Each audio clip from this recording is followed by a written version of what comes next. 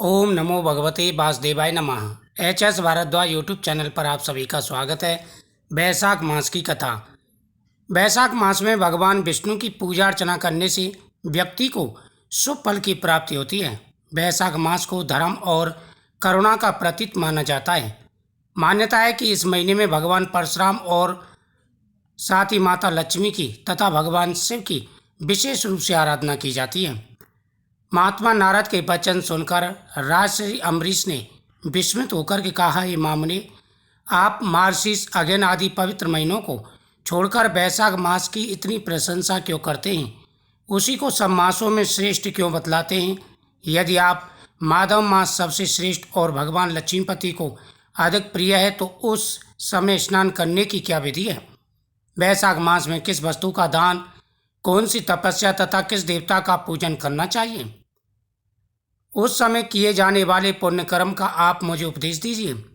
सदगुरु के मुख से उपदेश की प्राप्ति दुर्लभ होती है। उत्तम देश और काल का मिलना भी बड़ा कठिन होता है। राज्य प्राप्ति आदि दूसरे कोई भी भाव हमारे हृदय को इतनी शीतलता प्रदान नहीं करते जितना कि आपका यह समागम। नारद जी ने कहा, हे राजन सुनो, मैं संसार के हित के लिए तुमसे माधव मास की विधि का वर्णन करता हूँ। जैसा कि पूर्व काल में ब्रह्मा जी ने बताया था, पहले तो जीव का भारतवर्ष में जन्म लेना ही दुर्लभ है। उससे भी अधिक दुर्लभ है वहाँ मनुष्य की योनि में जन्म लेना। मनुष्य होने पर भी अपने अपने धर्म के पालन में प्रवृत्त होना तो और भी कठिन है।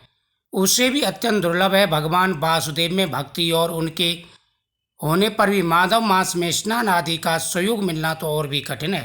हे राजन, नियम पूर्वक जो माधव मास में भगवान की पूजा करते हैं वह सबसे पुण्यवान मनुष्य होते हैं।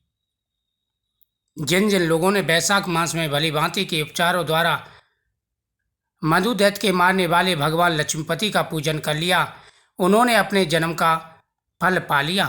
भला कौन सी ऐसी वस्तु, दुर्लभ वस्तु है जो बैसाख के स्नान तथा विधि पूर्वक भगवान के पूजन से प्राप्त नहीं होती?